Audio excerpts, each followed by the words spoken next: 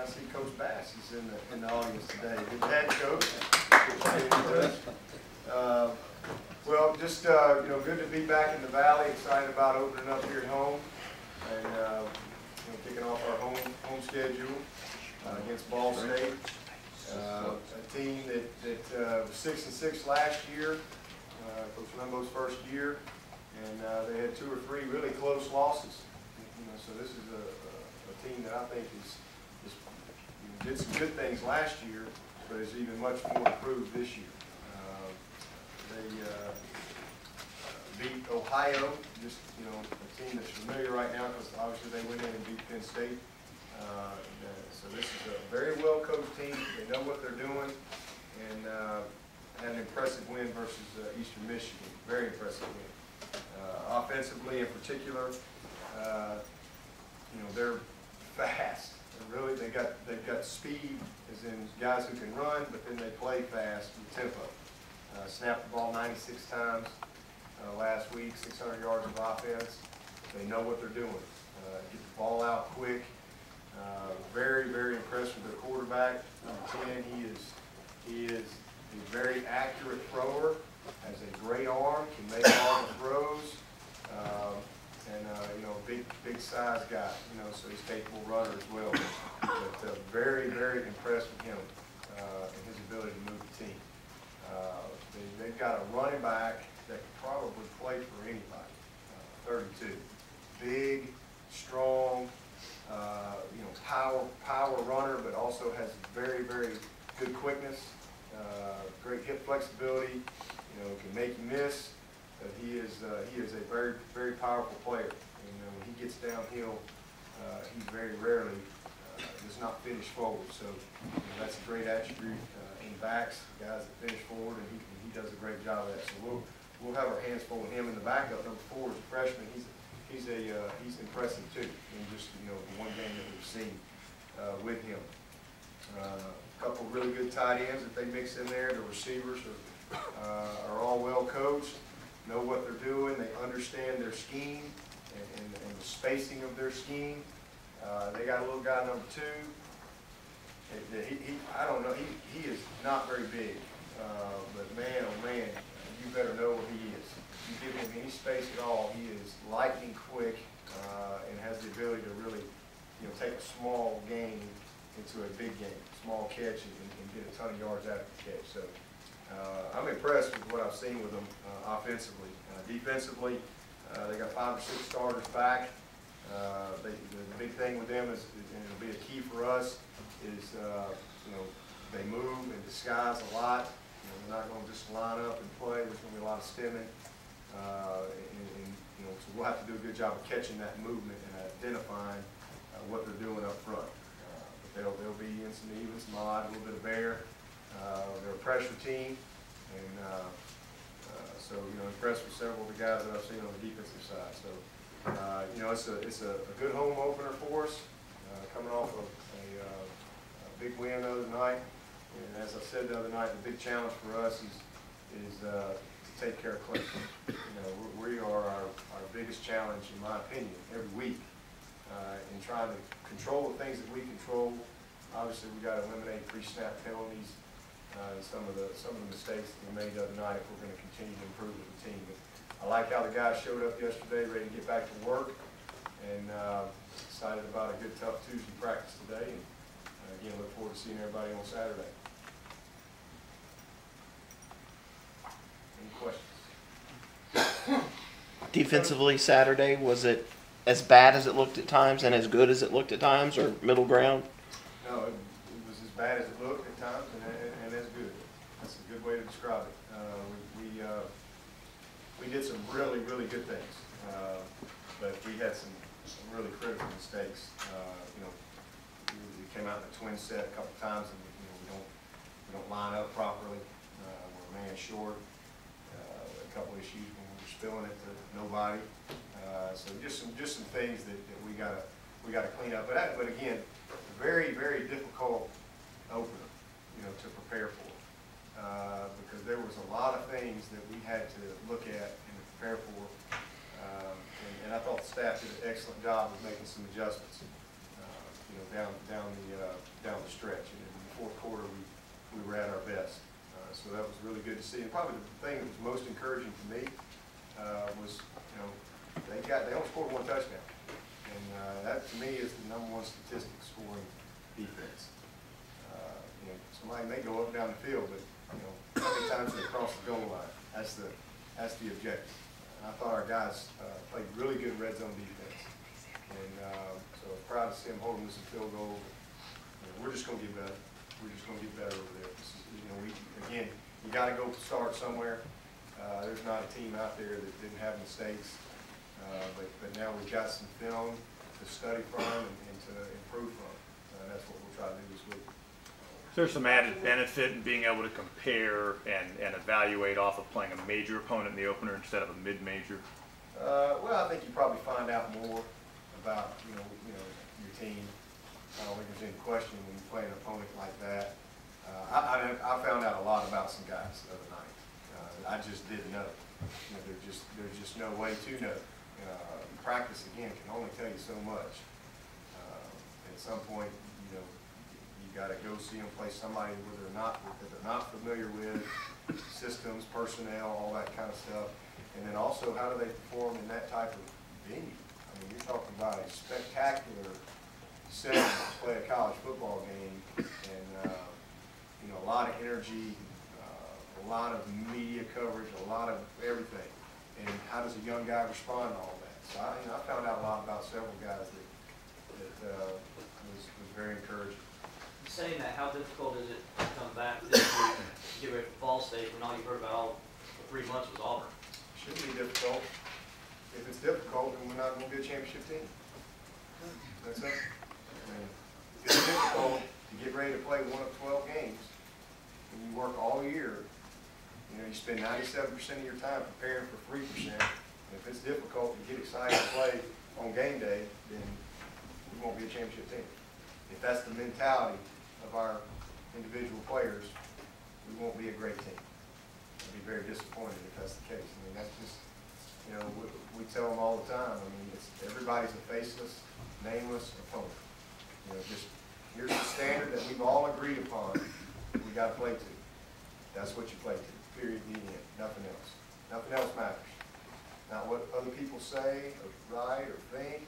Not who the opponent is. Not what time you play. Not the weather. None of that stuff matters.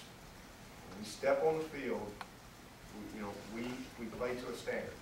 And before we get to that game day, there's a formula for success that we have to go through. We prepare with purpose. When you do that, you got attention to details. You give great effort with an emphasis on technique. And when you do that, you get good execution. And then all in commitment.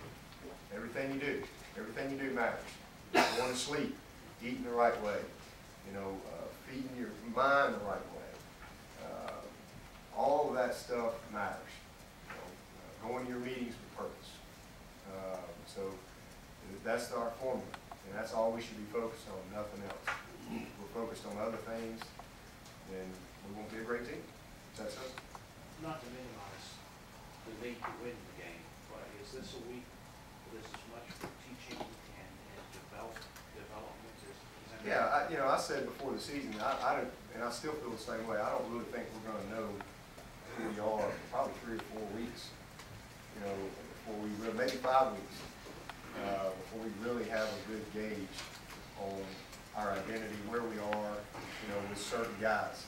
Because we're going to have a lot of competition, hopefully, these next few weeks, and some guys making improvements from experience.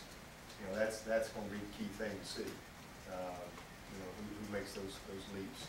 Who were some of the? Would you share who some of the guys are that surprised you, encouraged you, and how they responded? David Beasley would be one. I mean, he won the job. He won the right to start based on 3 scrimmages. But I had he hadn't really played other than when the game was over. He got a few snaps here and there. Might have played on the field goal team or something, but he had played. Certainly had played when the game was on the line. And he played great. He was physical. He had guys on the ground, and he was as good play 92 as he was early. You know, and he's just one guy. And Josh Watson's another guy.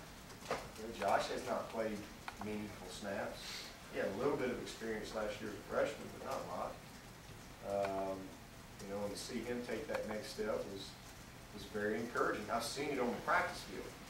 So, you know, that was a good thing to see. It was good to see Sharon Peake, you know, have a good night. You know, had some nice plays. A huge play he had set up that 4th and 1 for us. You know, which gave us a chance to keep the drive alive. So, you know, there was a bunch of guys. Did you see Cole Stout go in there, and, you know, cold as ice, and just cool and execute in a tough situation. So there was a lot of guys that were pretty impressive to me. Spencer Bennett would be another. Spencer hadn't been the starting punter, you know, and he did an excellent job on his kickoffs, did a good job punting for us, good job holding for us. So a lot of guys like that throughout the team that had bigger roles. How would they respond? So hopefully we'll continue to see that. It's a starting point. That's really all it is. Coach, you mentioned some of the mistakes from the first game, just looking back at last year, and you even mentioned this in your press conference. Your team at the end of the season didn't sort of let mistakes go. They just continued to play hard. And it seemed like against Auburn, whether it was a drop pass or that untimely interception by Taj Boyd, especially in Faye's Boyd or the team, what would you attribute that to? Is it just simply growth, and is that an encouraging sign for you? Well, I think, yeah, absolutely it's encouraging because, listen, adversity is going to happen. I've been trying to coach a perfect game my whole life, and it hasn't happened yet. I haven't played anyone, I hadn't coached one. It just hadn't happened. There's always things to correct and teach and challenge guys, but that's a very good sign. You know, I mean, y'all watched the game. I mean, you know, to come in here on Sunday, I was sick watching it and disappointed in some of the things that we did because we really had opportunities to take command, and we just did. I mean, we just couldn't get out of our own way. It's huge, very controllable penalties, pre-snap stuff that you know will get you beat. But again, we overcame it. There was never any doubt. We felt like the guys felt like they had good matchups. They were confident, and when we had to have it, we put it together on both sides. So. That's a good sign, and I think it's definitely a sign. It's a sign of good leadership, number one, from those guys. It's a sign of growth, as you said. Some guys that have kind of been in that rodeo before and have had a chance to learn. You know, our quarterback's one of them. I mean, he made some mistakes. He made several mistakes, but he kept playing. You know, so hopefully that's a good sign of things to come. Was there one play that Taj made on Saturday that really epitomized how much he's growing in the offseason? One, I mean, there were several, but you know, I guess if I had to pinpoint one, it would be the 3rd down late in the game where he went and got the big burst. You know, just huge. You know, those are things we need from him. You know, things that toward the end of last year he didn't do. You know, he took sacks. You know, he threw it away. He didn't really. Or he flushed laterally as opposed to stepping up in the pocket and finding the rush lane, feeling the pressure. So, you know, just really pleased with him in that regard. And then some things that you don't see. I mean, look, we probably had I don't know 10 completions that weren't pass plays. They weren't even called pass plays. They were run calls that they have built-in options that he made. Really good decisions. The touchdown pass to Newton was a run call. That wasn't a call pass. That was a run all the way. And but he had the ability to take that if he wanted it, and he did. So just that maturity, in the decision-making process, he did a good job. He really did a good job with our protections, and he did a good job with his decision-making in the running game. The big long run. That was one of the things last year. There was several times where he kept it when he should have handed it, and he handed it when he should have kept it. Just inconsistent with his technique and fundamentals in our run game. And it was good to see him be very, very disciplined and consistent in that regard Saturday night. Would it be better for him to play, I guess, maximum amount this week, or would it be better suited to rest and continue to take off his own? I don't know. I mean, I'm not a doctor, but, you know, whatever's best for the team. I mean, you know, probably, I guess, to answer your question medically, I'm sure it'd be best if you just kind of chilled out for a couple of weeks. But this is football, and, you know, guys get banged up, and if he can play, he'll play. You know, so, if he's ready to play, he'll play. We don't make that determination. That's our medical staff. They say he can go, then he goes. We got to go try to win the game. And if you can't go, he can't go. We'll get the next guy. So it's kind of up in the air right now for Sunday, what do you want to do? I would say he would play. I don't really think it's up in there, but I think based on what I saw yesterday, and you know, we'll see today and tomorrow where he is, but I would say he probably would play. But you know, we'll have to see how he does tomorrow and Wednesday. That's kind of a question I just can't answer here this afternoon. What's your plan for, you know, the offensive line? Like maybe some more guys that can play. I know you played with a lot of starters last week. Yeah, well, you know, we're just young, and Caitlin is the only guy that I really felt like we probably could have got in there a little bit more. I thought going in, our plan was to play Caitlin a pretty good bit, and you know, we just got in such a rhythm, and you know, that continuity, and those guys were very dialed in, and it's one of those, you know, in-game decisions. Hey, let's don't mess it up here. Beasley was playing well and responding well, and Dalton really liked what he saw, and so did Brandon, and so we just kind of rolled with that. You know, everybody else is, you know, and we didn't know about Gift. We had no idea how he was going to hold up, but he was holding up good, and so we just kind of rolled with what we had. But there's no doubt we've got some other guys that, you know, Shaq Anthony, we want to give him more opportunity. We got to bring him along, really talented young player that needs some experience. We got to find some spots for him. Ryan Norton is another guy that is a really good player, a really good young player that we got to get some experience. Kalen is another one that we got to challenge him and see how he's going to respond on game day. You know, Battle is still not a guy we can trust yet, but you know, somewhere along the line we got to find him some opportunities to keep bringing him along and maybe do some things with him when we get those chances that he's comfortable with. Because again, when it's all said and done, he might be as talented as guys we have. Just still got a lot to learn. But you know, that's what we are. That's what we've got. We're just a young group, and hopefully we can grow them up in a hurry. And that's again part of the reason I say, you know, I don't really think we're going to do it through probably 4 or 5 weeks. Based on the result against another team,